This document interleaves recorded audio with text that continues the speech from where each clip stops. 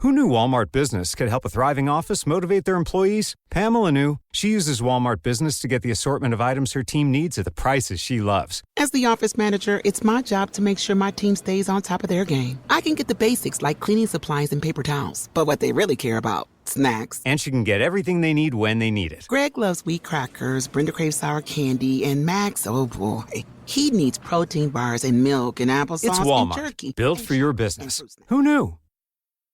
Business is booming, but you know what really helped? Xero, the accounting platform for small businesses. I used to think unpaid bills were just part of it. Ugh.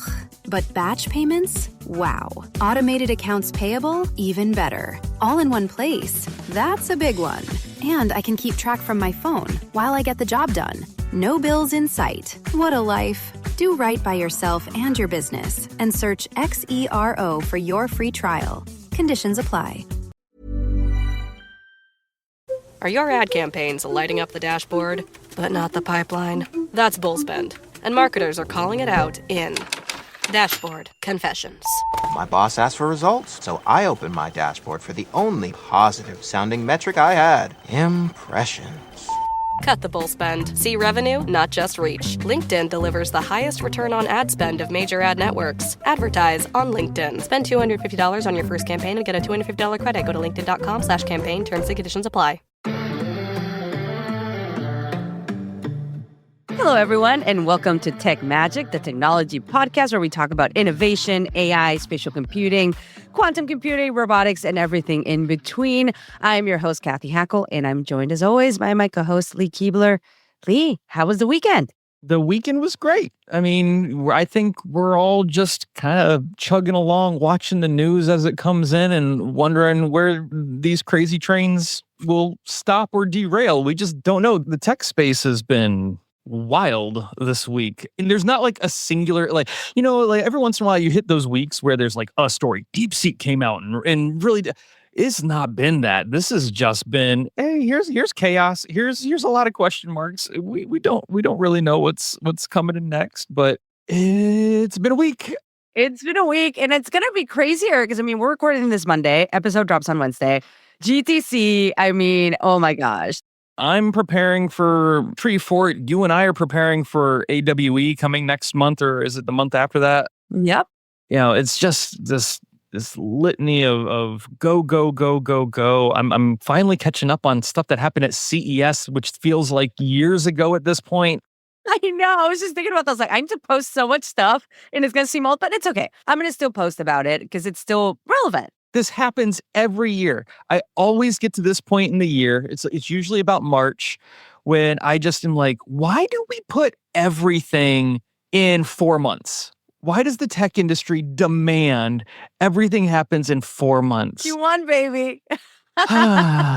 Good grief. Can I tell you something I did really disturbing? This is disturbing. This bothered me. This bothered me so much. And it's going to sound so crazy to our listeners, but as you know, I've been writing and editing a book, and I'm really at the end of it where it's about to go to a bunch of agents. And I was like, you know what? When you write a lot, and you know this as an author, you get too close to it that as you're reading it, you don't always pick up on errors because you see through it. Yeah. And one of the ways it's super helpful to get past that is by listening to it do a text to speech. Did you do like Notebook LLM or no? Because you don't want to input your book in there. Right. I don't want to input the book into an LLM or anything like that. Not to mention, a lot of the text-to-speech AIs have such a data cap on them that you can't really use any of their tools to process a book and read it back to you. It's just prohibitive. That's what, at least 70,000 words, at least. Yeah, even if you're paying for, mine's like right now at 108,000. So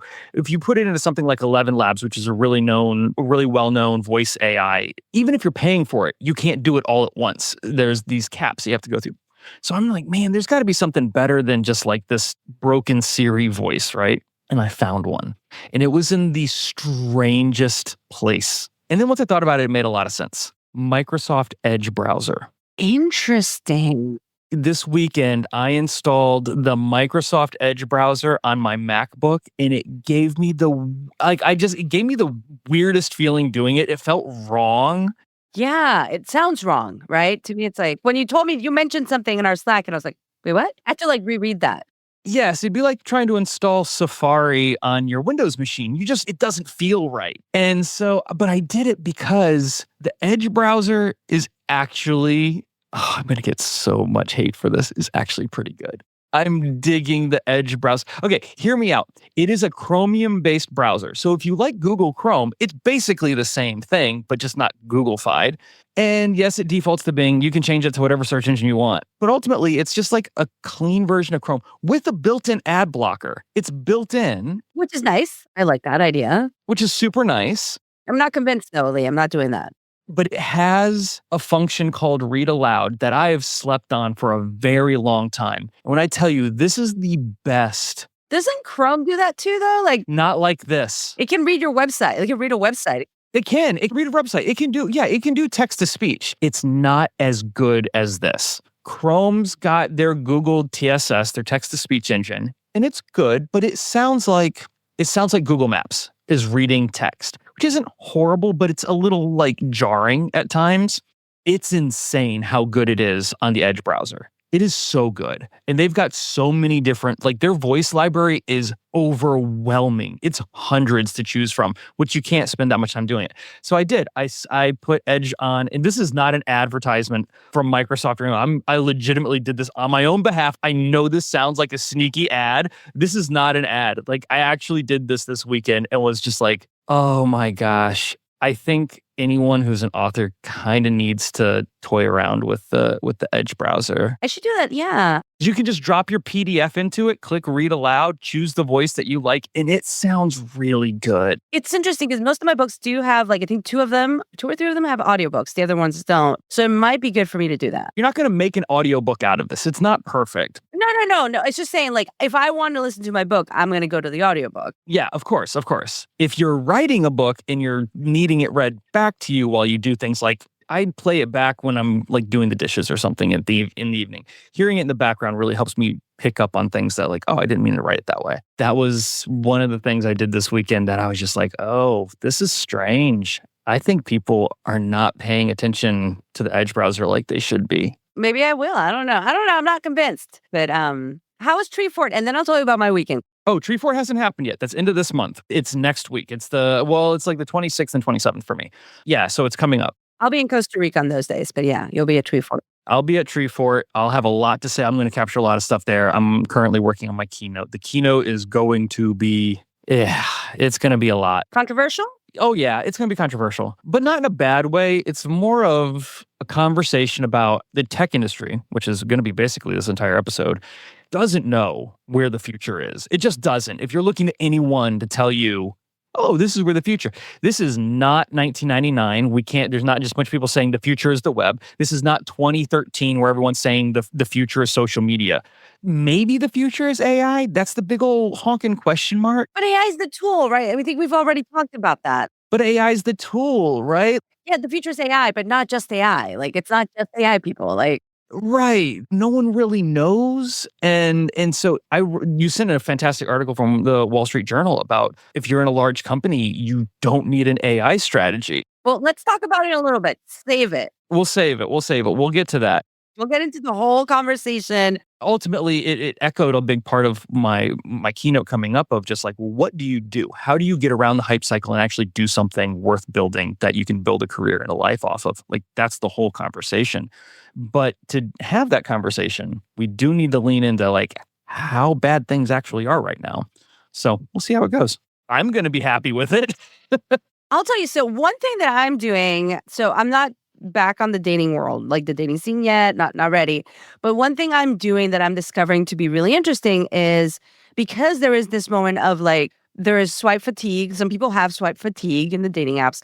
People seem to be lonely. People want connection, right? So I'm seeing this resurgence in IRL events, whether it's meetup.com or whether it's actual like clubs, like whether it's a private club like a Soho House or the Ned, which just opened here in DC. So I'm looking at all these things. And then on Instagram, I find something called Base, BASE, Base.club, which is a Y Combinator startup. And basically, and I'll read you what they are. So Base is bringing together the leaders, scholars, and artists of your city to spark human connection and new learnings. It's a new way to find intellectual discussion and connection in your city. So it's not a dating app. It's not a networking app. It's like it's a place where you go and meet people and have these really interesting conversations. So that appealed to me. So I applied, got interviewed. I think it appeals to everyone. It's fantastic. I had done something called Time Left, which is dinner with 5 strangers. So you're 4 strangers or 5, depending, right? So I had done that one, and that was kind of fun. This one I found a little more interesting because there is that intellectual connection, and like they interview you, and then you also fill out kind of your profile. What are the things you're interested in, right? So you could select different events. Like there's one on the future of artificial intelligence, future of AI and consciousness, future of storytelling. There's the power of this, the power of first impressions. Like there's all these conversations that you can choose to go to. So, and it's really interesting. So I went to the first one yesterday, Sunday. It was Love in the Digital Age, which is obviously, as you and I have discussed, something I'm thinking about a lot. And it was a really interesting discussion about everyone's perspectives on the dating apps, but also in general, like how do you date in this weird moment, right? And how does AI play into this? And I'm not going to go into the details because, it's like Chatham House rules, but I really enjoyed it. I really enjoyed this experience. And I'm like, I'm going to do more of this because I feel that I'm going to get intellectually stimulated and I'm going to have all these really interesting conversations with random people as I try to make more connections and friends here in the DC area, not as a networking thing. Like maybe I sent a couple LinkedIn requests to a couple people, but that's not the main purpose I'm there. Yeah, there's an interesting history that I don't think has been discussed very deeply. And it's a timeline that I think we've forgotten already. And that is, there was Meetup, right? Meetup.com was massive. And effectively what happened, and it's so strange because I'm glad to see these things kind of pop up. Right. That's every time I talk about Meetup in 2025, I get someone who says, you're right. Meetup did exist. What the heck happened? So here's what happened. So Meetup goes through some transitions. I'm not sure if it was new ownership or whatever, but in the process of doing that, they felt like they needed to start charging for their services. So you could no longer host a free Meetup.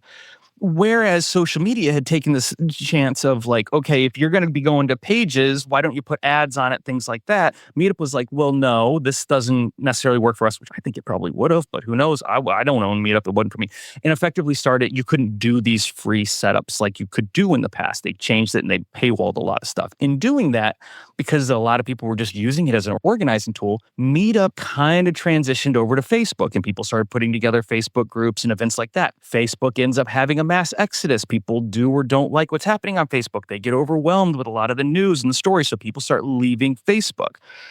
And they didn't really go anywhere else. They might go to another platform like Instagram or TikTok, but by and large, Instagram's not a good social marketing tool for events because it doesn't put things in front of you until it starts catching on, and people don't really start tagging about events until they're there. So I've had the experience of finding out about events on Instagram the day after they happened, because that's when the algorithm puts it in front of me.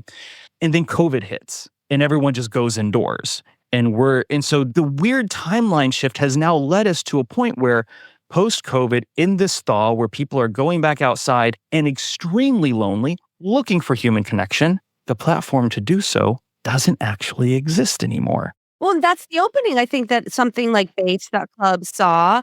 There's like Time Left, which I mentioned as well, which is another like the dinner with 5 strangers. There's 222. Like I'm sharing these because if people are interested in like exploring, these are not dating apps. These are like apps where you can go and meet really interesting people. And I found it exhilarating and interesting. And just for me, just extremely interesting that I can go and have, these really interesting and deep conversations. You're there to have a conversation, right? You're not there to be like, what do you do? I mean, eventually people talk about what you do because it is DC. Well, I think that's human nature, right? Like that's the first question. So what do you do? But it was more like we show up, it's a 3-course dinner. It was a 3-course brunch. And then there's these questions and then you have these conversations. It was so refreshing. Lee, I have to tell you, it was refreshing. In Portland, Oregon, we are watching social clubs pop up like crazy. We have our own Soho house now that arrived. We're seeing similar social clubs pop up in different corners. Some people love that. Some people don't. There's the memberships. There's the non-memberships. There's all these different things. But we're also seeing a lot of people. You just did a podcast with Dimitri, who hosts Rock, Paper, Scissors. He does the Tectonics podcast, things like that. And I've never seen someone show up to a city and commandeer social meetings and meet up like progress. The stuff he puts on in the city, he gets such a huge turnout because he kind of showed up and no one was doing it. And just the right time, oh, this is why it's not happening. Okay, we're going to start putting like-minded people together and do those type of things. And I think that is just it's one of those moments where we had something, we lost it, didn't realize we lost it, and now people are rebuilding it into something new. And I think the nuance of breaking it down into particulars of interest are so much more helpful as opposed to a whole bunch of random people, strangers. That's what I love. Like, it actually matches you in some ways. Like, it has different archetypes and then it has different archetypes at the table. I mean, to me, it was great. And it was interesting because it wasn't like everyone wasn't like the extrovert. I'm an extrovert. I am not.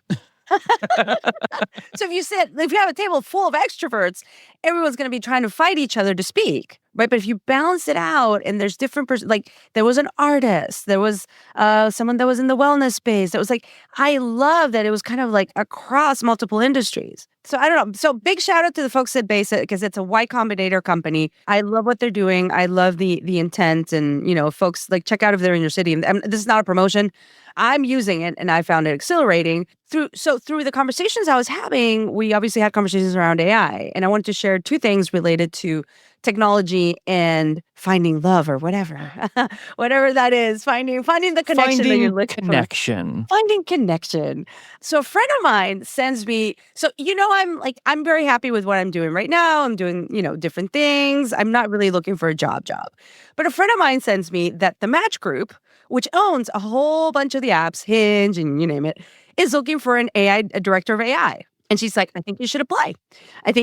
So I went ahead and applied because I find it interesting. I feel like it is one of my life's missions to help some of these apps get better at using AI, emerging. And I don't think it's just AI. I think it's AI, emerging tech, all these sorts of things to make the experience better. As you know, last year I was trying to raise funds for a gaming and dating startup. But here's the thing. I think companies, when they're doing this, what they're really looking for is a director of hype cycle. They need someone who can sit down, sift through all the bull crap, all of the Forbes articles, all of the Wired articles, all of this noise that's there. Because some of those articles are super helpful. Some of them definitely are not.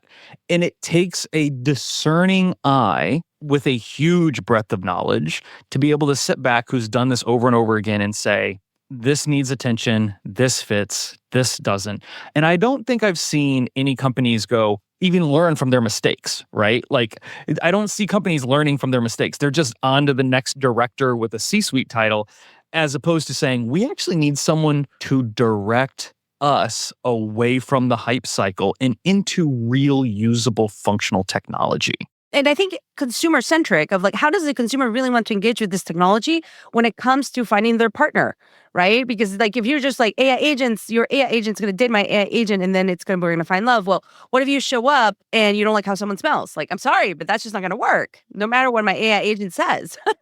So I think that there's a lot there. And I spend an insane amount of time thinking about this specific area, how technology can be used for good, where connection is going, especially with younger kids. So yeah, who knows what's going to happen? I did it for fun. I was like, okay, this looks like a cool thing. And then, so I go to this dinner, this thing yesterday with Base. And then this morning, I jump on LinkedIn. And this is the other way I'm going to talk about technology and finding connection. So Bonin Bao, who is like an amazing, amazing business person. He runs a company called, what's it called? I have it right here, Group Black. And he's very well known in the business world. Fantastic human being. I've met him at several conferences. He goes on LinkedIn. This is one of my favorite posts on LinkedIn. And if anyone's interested in seeing it, they can go to my LinkedIn and see it because I reposted it. It says, "Love on LinkedIn. Sex and the City was a very favorite show of mine for many years." This is from Bonin. when I had dinner with a friend and we talked about dating and Valentine's Day being around the corner, it brought me to my Carrie Bradshaw moment. And I said, I bet I could leverage a platform very few people use to find a date, like LinkedIn, to find you the man of your dreams. So he posts on LinkedIn talking about his friend being an amazing catch, is an amazing woman, and says, we're looking for an amazing man, 40s to early 50s, and someone I'd approve of. So this hits the standard what Bonin would approve. Feel free to repost, but DM if you're interested or have ideas. So I reposted this. I said, that's the best thing I've seen on LinkedIn in a long time. So anyway, just love the approach. I have to give it to him. That deserves like a one of the new, like, not open to work, but like just open to opportunity, open to dating. Like, what is the circle that goes around the profile of LinkedIn pick for this? Open to matchmaking services. I don't know. Open to be matched with someone. But anyway, love the use, especially, and I posted this, I shared the post and I said, there are certain dating apps like The League. So The League is like, there's certain dating apps. There's Bumble, there's Match, there's Hinge. There's something like The League. There's like Raja. Raja's like the celebrity dating app, which I happen to have access to. I'm not on right now, but I guess I'm on it. I didn't even know it existed, but that's for other reasons. Celebrity dating app, whatever.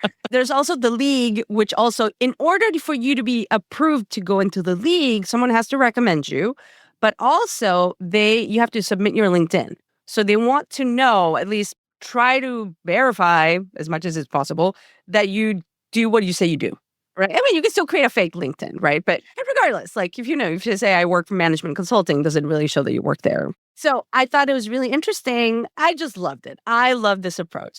I mean, that is a very unique use case for LinkedIn. And I guess if there were a social media structure that I would trust, it probably would be LinkedIn for that use case. I just don't know if I would have ever thought of it. Again, my wife and we met on AOL Instant Messenger.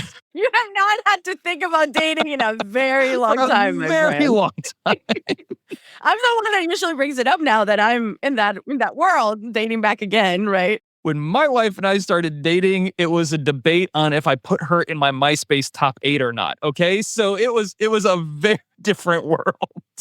Oh my gosh, yeah. It's a totally different world, but I had to mention these things because I love it's a combination of connection, human connection, both at the social level, the romantic level, but also how do we use these platforms and technology in ways that are not totally terribly horrible. Right. Well, I think you can learn a lot from people's LinkedIn profiles. You really can. I think I learn more about people from their LinkedIn profiles than anything else. There's a lot that you can find discerning about that type of information. All right, let's get into the news. Because I think we're going to have to do like speed run here. Like, I don't know. We're going to have to speed run the news because there's so much and we already talked a lot about like other stuff. All right. So basically there's an article that I shared with you that pretty much has the perspective that it's a thought piece by Joe Peppard in the Wall Street Journal. And it is talking about creating a discussion around whether a company should or should not have or need an AI strategy. Basically, the whole article is like, not every company needs an AI strategy. And he goes into this whole thing. And I would definitely, when I sent it to you, I sent it because in some ways, I feel like it kind of aligns in some ways with some of your perspectives, right? Not all of them, but some of them. Yeah. I've had a really strong guttural reaction to every time I see like a corporate listing for like an AI strategist because it just so deeply smacks of not understanding the technology. We are in a very different scenario. Yes, you should be learning all the time. I am not downplaying the importance of understanding where AI is, but to sit in an office and say that this, I have been told, is the future. So I'm going to rip out my infrastructure to inject something that I do not fully understand and isn't even fully baked. The cake is not finished. We don't know what it is, nor what the flavor is, or if it's poisonous. We don't know. Or if any law could change any moment. Any moment. So when I watch a small middle tier, not a Fortune 500, but just like a basic company go in and say, we're going to rip out our support structure for customer support because some person that I paid too much money to said that this is the future and this is what we can inject. You are so going to regret that. Everyone seems to want to liken this to the dot-com bubble, and well, a lot of companies missed out on, but that was different. There was actual like digital real estate at that point that people missed out on. You needed to buy your domain name early. That's really what the dot-com bubble was about. But even when you were buying that domain name, that did not mean every company needed a Web 1.0 website. You just needed to like log your name and then get out of the way until we had better HTML technology. Most companies during the dot-com bubble, I would argue, did not need a website. They just didn't. We are in that scenario right now, except there's nothing for you to buy. There's nothing for a company to buy. Just do your research, learn from it, and see where it fits. Don't rip out your scaffolding to replace it. I'm with you on ripping it out, but I do think it's useful for the people that work in your company to get access to some of these tools if the tools align with what you do. Totally. If they are, if your cyber team thinks it's secure and they can use it. I don't think every company needs to create their own bespoke LLM. No, like I don't think that that's the way to go necessarily, depending on the industry you're in. So yeah, definitely, I definitely, it was some interesting points in there around that. But it's also, I feel like if you create an AI, this AI strategy has to be so vibrant and alive because it seems like it's going to be obsolete. Like, what if you spend 6 months on an AI sprint? By the 6 months, it's already going to be obsolete. Right. And you don't even know what you're buying at the end of the day. I mean, this is nothing but like corporate arrogance in the sense of like, oh, we have to own it. Imagine a company saying, okay, we need to own our own dictionary. Forget Merriam-Webster. It sounds silly to say that out loud, but that's functionally what we're talking about here, right? Imagine a Fortune 500 tech company going, I don't trust that Merriam-Webster. We need to build our own dictionary. It's a dictionary. Just go buy the dang dictionary. What are you doing? Oh my gosh. Encyclopedia Britannica. I just thought about that. It is wild right now seeing some of these things take place. So I agree. But that's why director of AI product, like when you're actually having to infuse AI into a product, yes, into I agree. something, that makes sense to me. Like that's the kind of stuff I want to do. Yeah, I mean, if someone wants me to help them with a strategy, that's why even if you go to my LinkedIn, it'll say AI strategy and implementation. Because let's create a very crafty, nice little strategy. But if you're not actually trying to implement some of these things or at least getting your hands a little dirty, then what's the point? And really, it goes back to one of the things you were saying earlier about the laws change, things change. We do not know.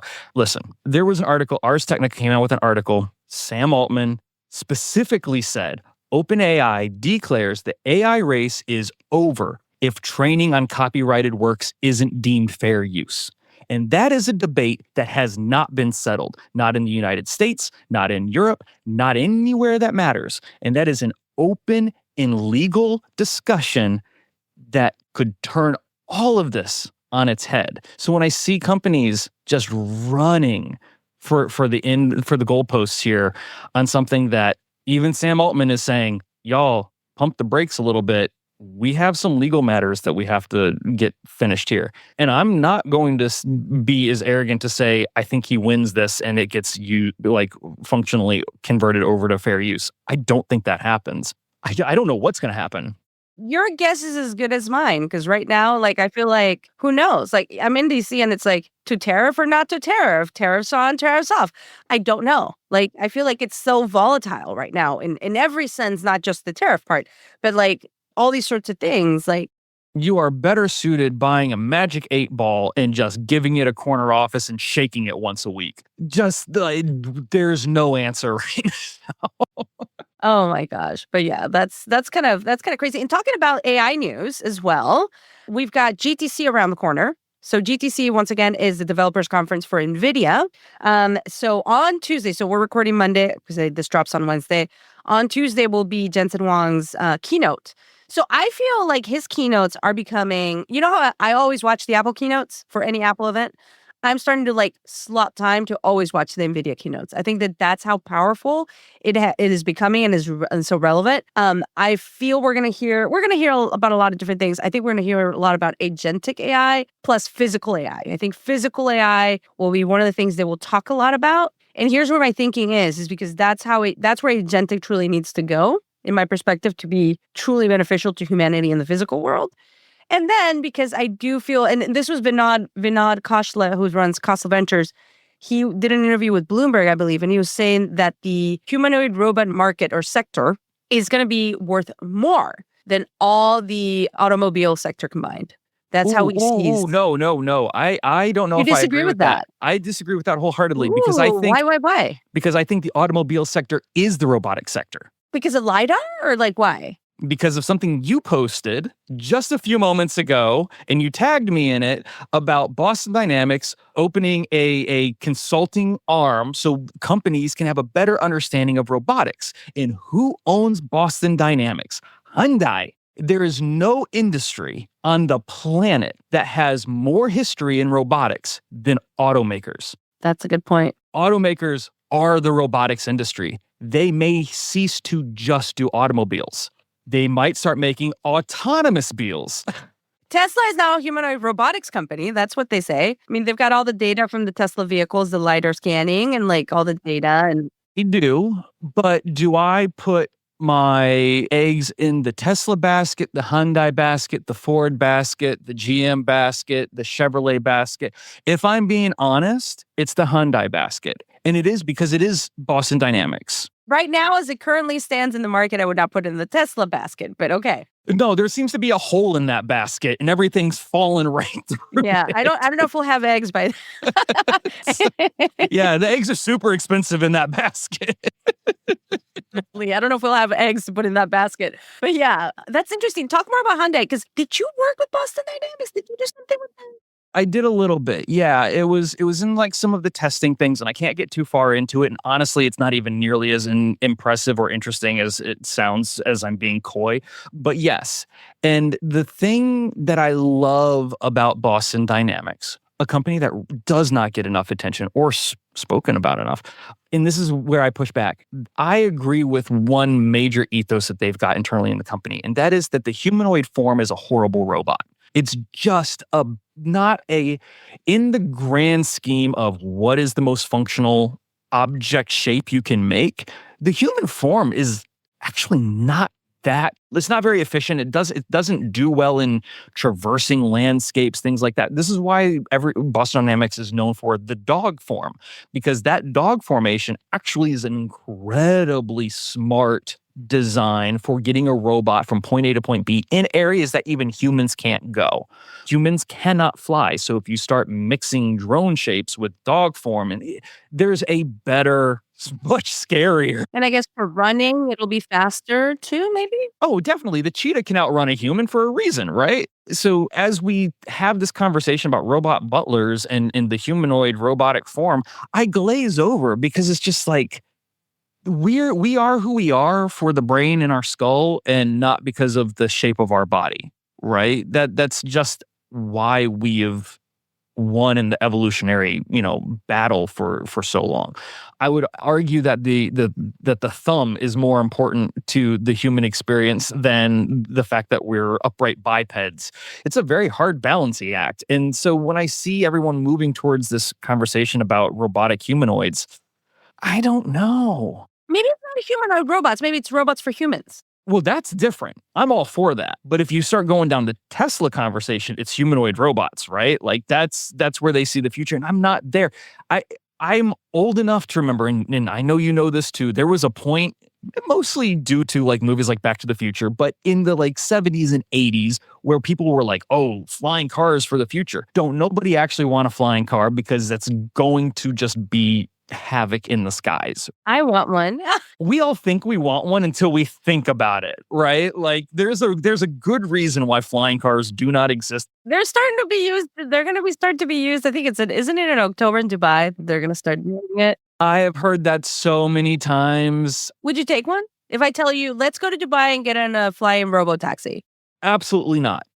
No. Okay. No, because it's an airplane. It's a small airplane. That's true. But small airplanes don't have a good track record, do they? No, it's just a small airplane. At some point, we have what we thought. It's not in the shape we expected it to be in. And that's the same argument I have with this humanoid robot thing. We're going to have it. It's just not going to be in the shape that we think it's going to be in, because the shape is not practical to the execution. Flying cars by shape are not practical to the execution, but we functionally do have small flying aircrafts. flying drones that can carry humans. Those are things that are real and do exist, but we don't call them flying cars because it's not in the shape of a Buick. I would say this is another question. Do you think that the fact that we're using this humanoid robot form, right, is to make us feel more comfortable? I think it's pure arrogance. Pure arrogance. Interesting. It's not about comfort and uncanny valley. No, I don't think so at all. I think that humans just like creating things in their own likeness. Okay. So playing God kind of thing. Yeah, I think it's 100%. I mean, the first thing you do when you try to like create something you communicate with is you slap eyes on it. Clippy never needed eyes. It was completely unnecessary. You know, it is just this like, well, we gotta relate to it, and maybe to a point that's what you're asking. But I do think that the humanoid thing is just, can we make us but not us? Can we make Josh Johnson, who is one of my favorite comedians? Does he have a skit about that? He does. He said he does an entire piece. It's on YouTube. Go look it up. It's absolutely brilliant. I got to give my props to this guy. He comes up with new content so often. I don't know another comedian who can do like 45-minute sets just based off the news that day. But he did have a piece a couple of weeks ago about AI, and he said the most profound thing I've ever heard someone say about artificial intelligence. And this is a comedian, mind you, who I'm seeing in June, by the way. But what did he say? Very smart guy.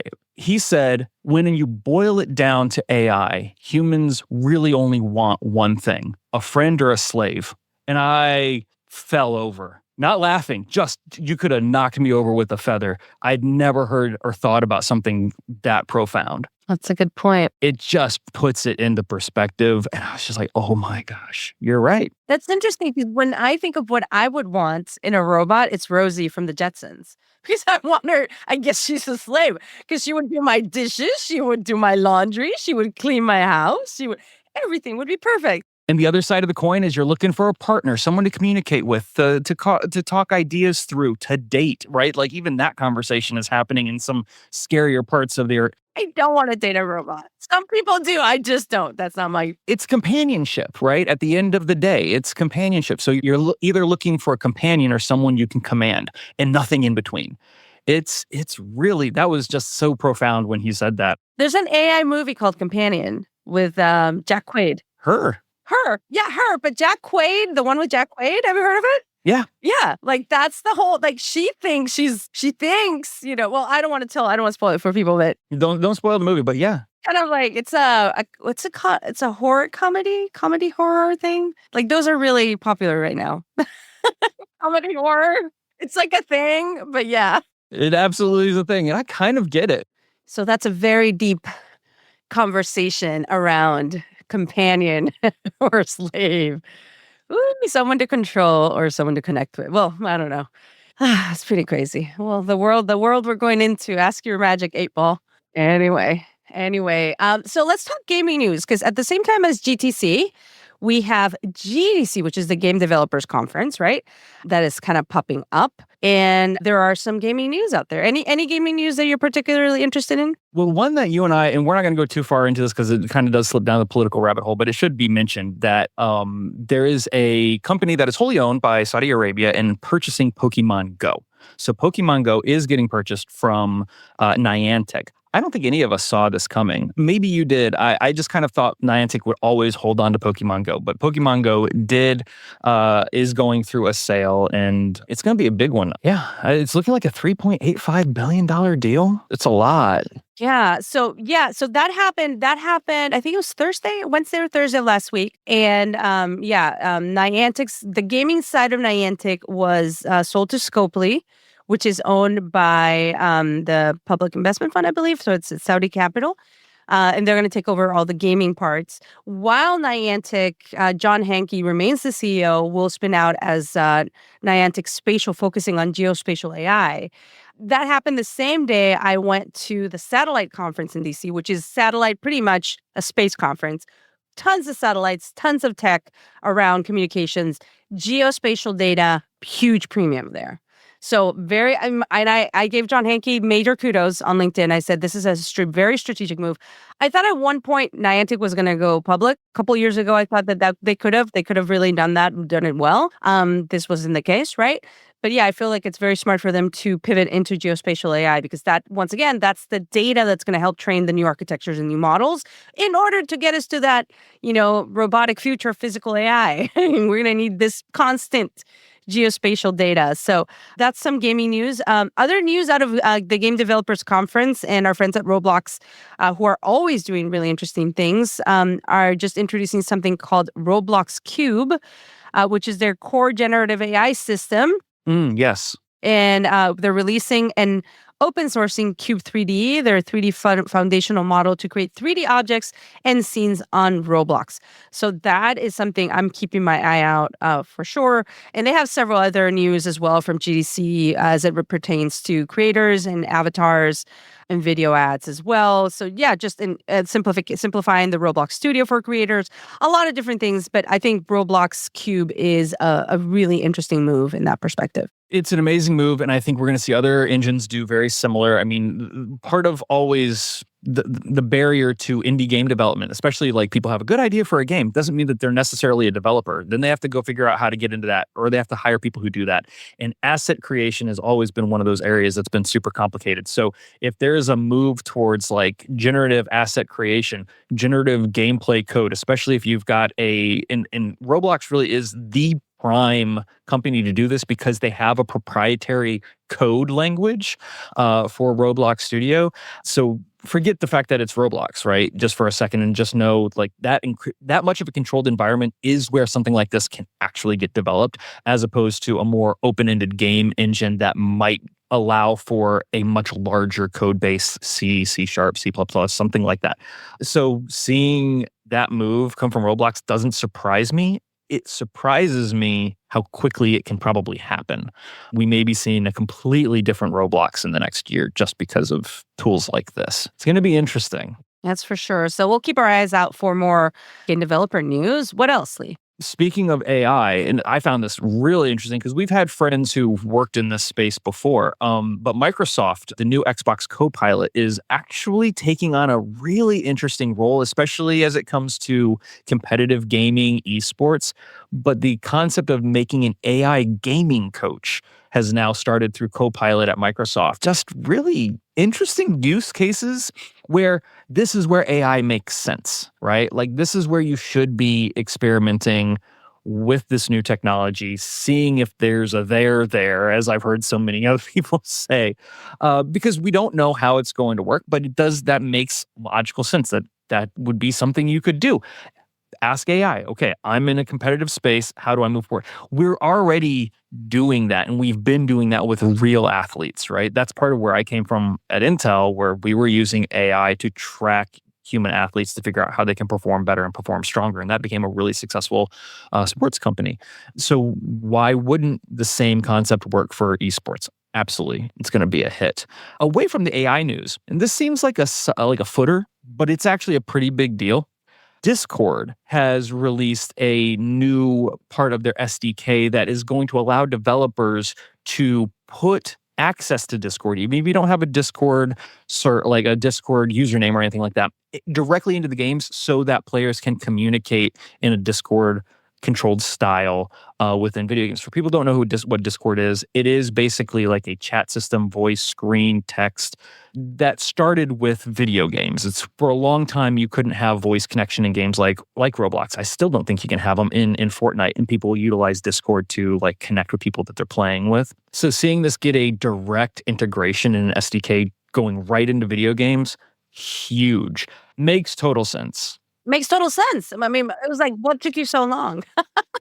It is a good question because I'm very interested to see how this plays out for like Nintendo games. Because if anyone who has like a Nintendo Switch, you don't actually get to communicate with anybody on your Nintendo Switch. You're going to have to like either set up a phone call or a Discord call or something like that because there's nothing baked into the game. A lot of that is for like child protection, making sure that they're not liable for kids talking online. Totally get it. But it's also a little too locked down, especially when it comes to like not just kids play these video games. So we'll see where something like this can kind of come into play because it's giving the developers themselves the opportunity to put it directly in their game. And then the user can choose to use it or not. It's a bigger deal than it sounds like on paper. think it's a huge deal, especially if you're in the gaming space. I really started using Discord when I was more in the NFT Web3 kind of world because they use Discord as well. But then, yeah, I mean, Discord is kind of where a lot of these, especially like video game players, my son's age and stuff, they're all on Discord talking. Yeah, so we'll see. So let's go on break. And when we get back, we'll have some more news. This message is brought to you by Warner Brothers Discovery Advertising. And this is more than an ad.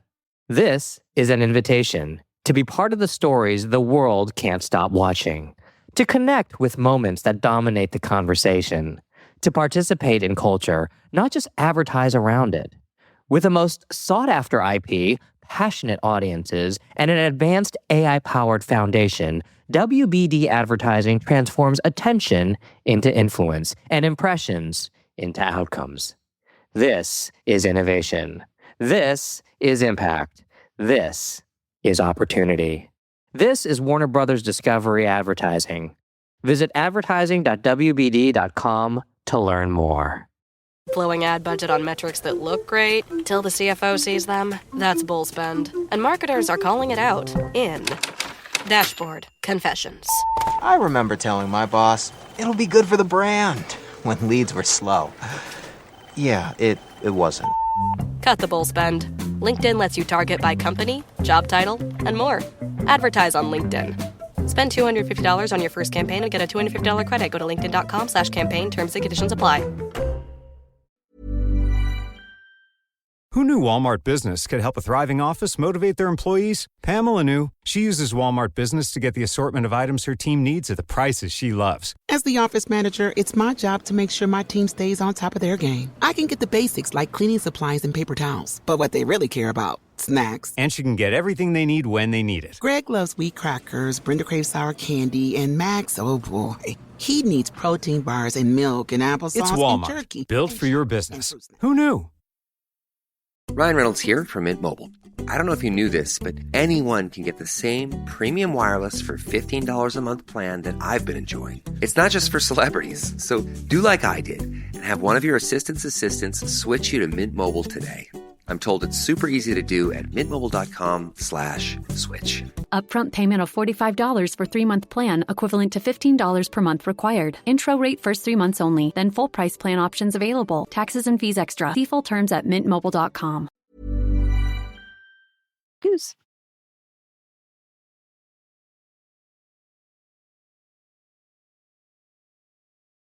All right, Lee. So this week we don't have a guest interview. So we'll just keep going through the news because it just seems like there's a lot.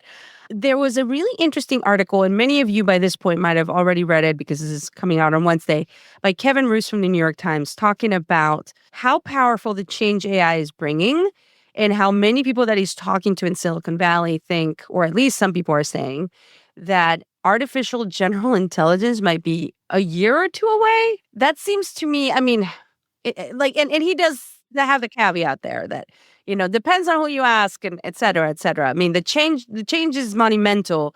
Whether it's AGI or not achieved in a year or two, that remains to be seen. I personally don't think you can get to AGI just with large language models. You have to get through it with new architectures and new models. I'm with you 100%. I try not to judge a book by its cover, but I struggle with any article that starts with, I believe that. No article should start with those words. Does it start like that? It really does start like that. It does start like that? Yeah. Oh my God. It's like in the first sentence. I read it and I listened to it in the car, but I don't remember it starting like that. Yeah, no one believes anything right now. Here are some things I believe about artificial intelligence.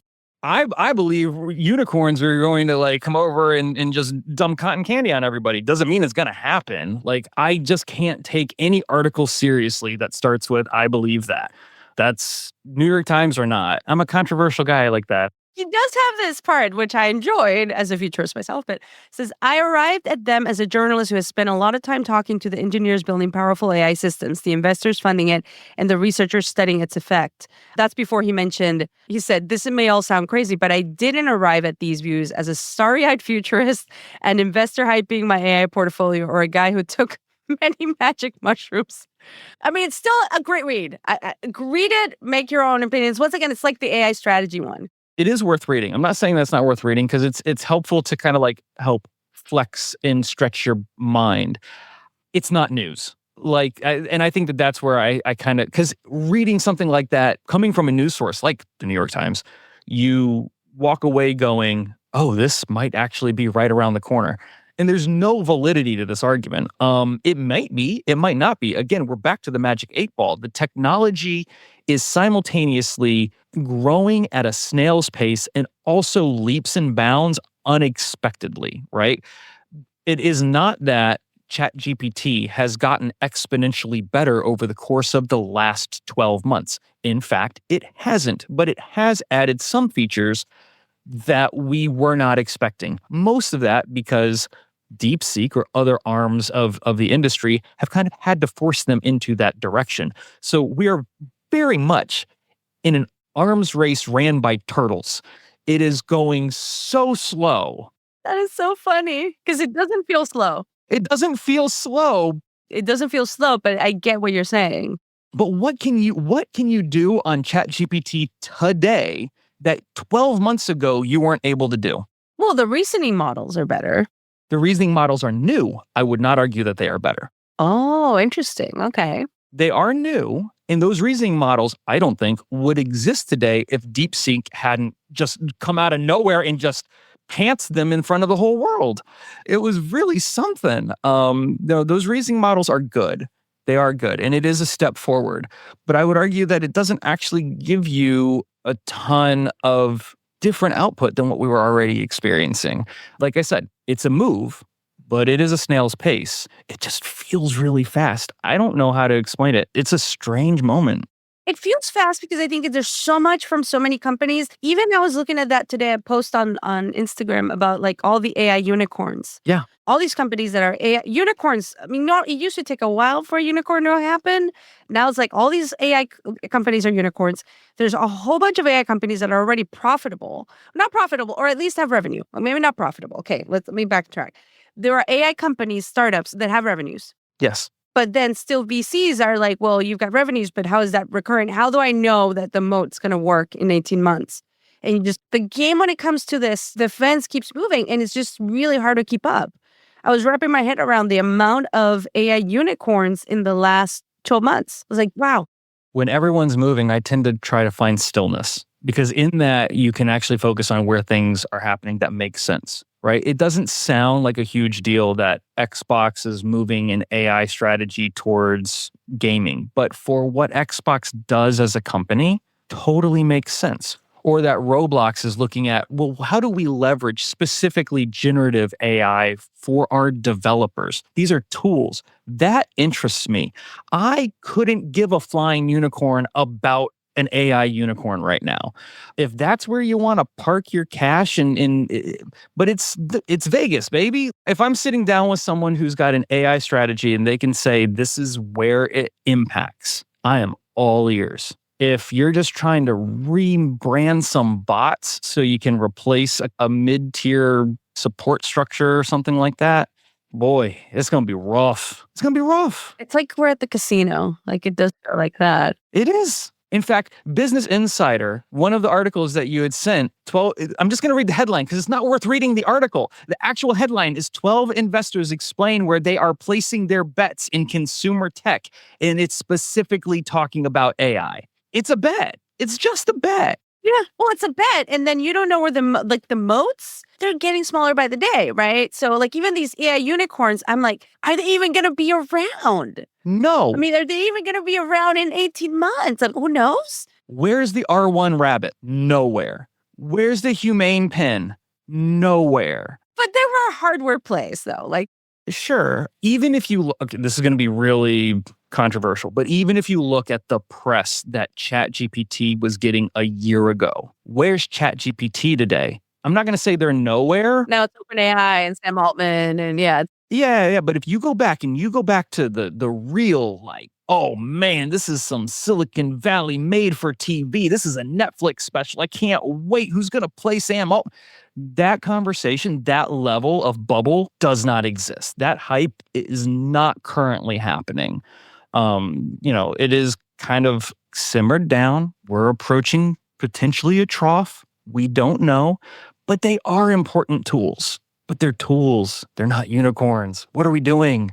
Lee, so I'm gonna change it up. I'm gonna make this like a lot lighter. If someone was writing the story of Lee Kebler, who would play you in the movie? Oh, Lord. I don't know. See, I've given this some thought. You've given this some thought? Okay, who? So I've got two options. Here's who would play me. I have two options. It depends, right? So I like Shakira. Like, I think like Shakira should go into acting because Oh, there like, you go. We're both short and she's Latin. And I'm like, I would love for her to play me because I love her. She's my spirit animal. I don't know if she's going to go that route.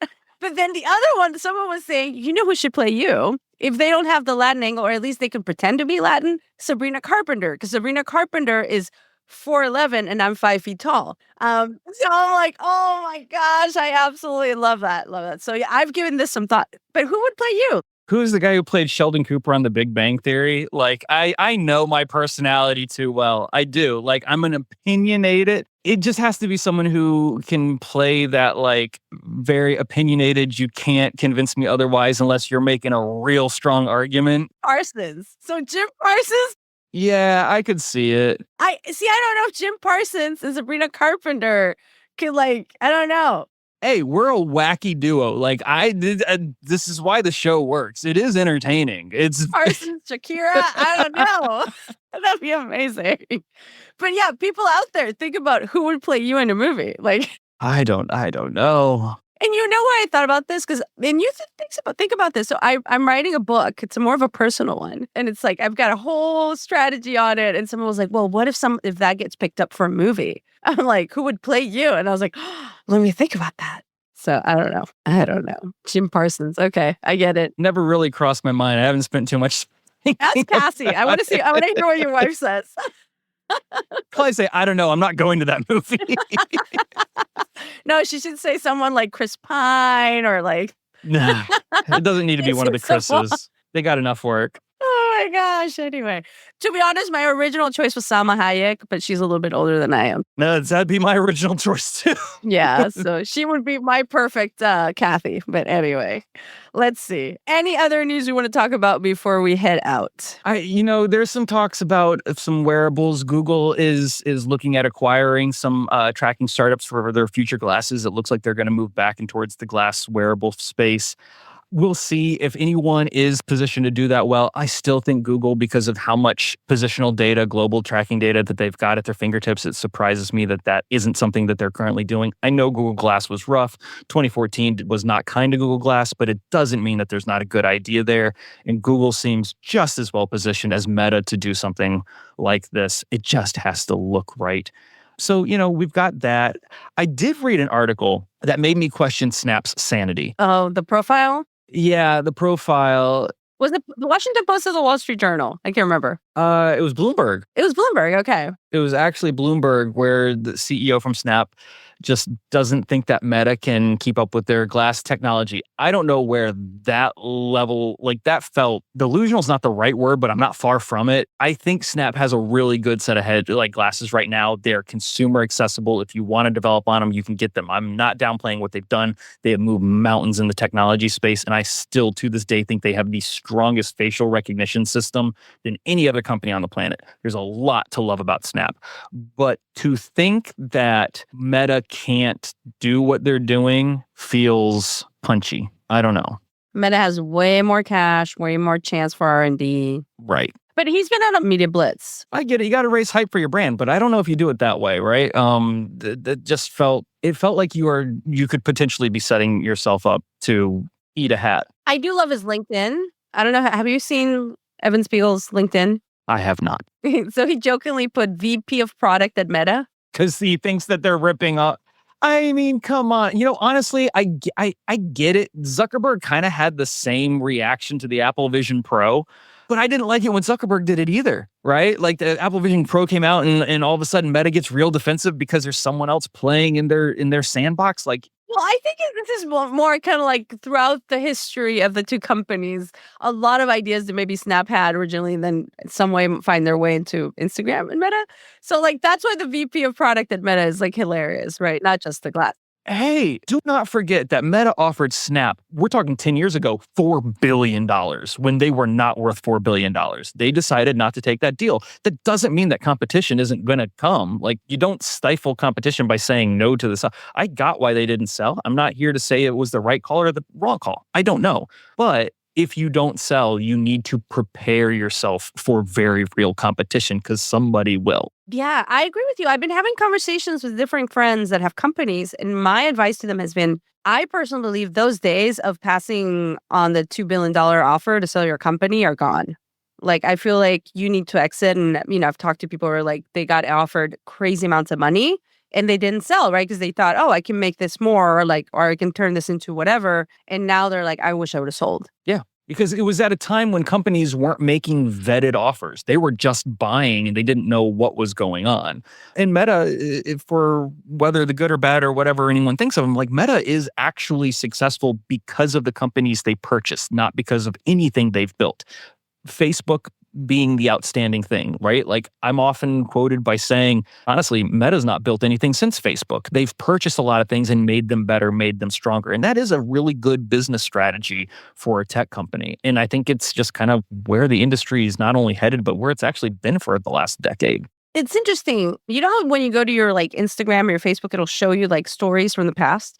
I had one pop up recently. I don't go to Facebook very often, but I went there the other day and I had something pop up from about 10 years ago, a little less than 10 years ago, which is when Facebook acquired a filter app called Masquerade. Yes. And that is kind of what I think leveled up Meta with the filters with Snap. Yes, because they tried to buy Snap. Snap said no. Masquerade was I played with it before it got purchased, and I actually really liked it. Masquerade's facial tracking actually was a step above Snap. It just didn't have the social media structure in it where you could message people and things like that, because Snapchat really started as a photo tool, not a lens creation tool. And so when they bought Masquerade, it became very prevalent or apparent that really what they were wanting was this AR technology at the time. And Masquerade became, its own thing within Meta, where they got into filters on Instagram, and then that turned into Spark, and then Spark AR became a platform. Then they retired Spark this year, January 2025. It finally became no longer available. And I'm sure they're working on something else that will replace that, because they're not going to slow down. Maybe it's an engine that's focused on the Horizon platform. Who knows? But it's not like the competition stops. It's just, there's always someone else. No, it doesn't. It doesn't. I mean, it keeps going for sure. And I think other hardware news, I'm hearing also Panos Panay, who heads up some of the hardware at Amazon, will be potentially talking more about glasses. So they have the Echo frames, right? But I think AR/AI glasses are also in the future for Amazon. And we're going to hear more about those pretty soon. That will be interesting to see how that's received. That could go in so many different ways. It depends on what they do with it. Depends what they do. Yeah. So we'll have to see. Anything else, Lee, or we're ready? I am ready to wrap this up. You're ready? Because I want to hear what you're going to recommend music-wise. I've got my book recommendation ready. Okay, maybe I don't want to hear what you want to recommend book-wise. I'm probably going to make my strangest recommendation to date. I feel like the start of 2025 has been a lot of crazy angst. And I can't think of a better album that encapsulates that than, this is the true name of the album, Psychedelic Jungle by The Cramps. It's a 1981 rockabilly garage rock punk band from that era. The Cramps, if you know, you know. And if you don't know, you're going to go look it up and then you'll know. It is unfiltered lunacy. It is crazy. It is the strangest, wildest ride. Twisted music covers along with original songs. It does make you want to dance. It'll also make you want to scream. It'll probably make you want to laugh all at once. It is weird. The album right now is best known for the song Goo Goo Muck, which is now synonymous with the Netflix hit. Yes. Netflix hit Wednesday. So that was a 1981 song, Goo Goo Muck, which is technically a cover from a 1950s song back in the day. But the band is called The Cramps. It's from the album Psychedelic Jungle. The whole album is just bonkers. It's got quirky vocals, crazy guitar riffs. Every track is this like mini adventure into this weird, bizarre, wonderful space. So if you're up for something that's super rebellious, kind of off the wall music, it definitely doesn't take itself very seriously. Check out Psychedelic Jungle, and you're just gonna let that madness like wash over you. It's what I'm actually listening to. It's something else. Oh my gosh. Well, I will check it out. I'll tell you what I'm reading. I'm in the middle of a couple books, right, that were recommended to me. One is by John Van Epp. It's called How to Avoid Falling in Love with a Jerk. So for anyone out there that does not want to fall in love with a jerk, so Bon and Bao's friend, please read this book while he finds you somewhere on LinkedIn. And then also Dr. Julie Smith, Open When. So it's a book. She's a psychologist. She's been in practice for a long time. Open When. It'll say open when you're feeling insecure. Open when your friends are not your friends. Open when the person you love, blah, blah, blah. Like, it's just a really good book. Like, I feel like my kids, when they get a little bit older, it'll be kind of a book that I'll probably give them that I think could be useful to them. Those are rare and special to find. Yeah, so that's a good one. And then I do want to give a shout out to a podcast I've started to listen to. It's fairly new. It's by Naima Rasa, and I met Naima through the DLD community. She used to have a podcast with Kara Swisher. She's got one called Smart Girl Dumb Questions. Really good. Really, really, really good. Really good. She'll basically, the whole premise is she'll ask the questions we're not willing to ask. Or so she had Neil deGrasse Tyson, Cleo Abrams on the future. Is the future too bleak to have babies with Cleo Abrams? She had Mark Cuban. Just a great show by Naima. So I highly recommend folks listen to that as well. That actually sounds like something I'll check out for sure. I think you should click it out. Yeah, she's super fun. She's just super fun and stylish. And we geeked out over fashion, not tech. But yeah. What's the difference? Isn't it both? What's the difference? No difference in my world. But yeah, that's kind of what I'm listening to and reading right now. Well, thank you for tuning in to Tech Magic. We are always here, and we invite you to come for the tech, stay for the magic. I'm Lee Kebler here with the incredible Cathy Hackl. Special thanks, as always, to Adweek for bringing this show to you. If you've enjoyed today's episode, please leave us with a review. Let us know your thoughts, and we would love to connect with you. Just search for Tech Magic, Cathy Hackl, or me, Lee Kebler. You'll find us. We'll be back next week.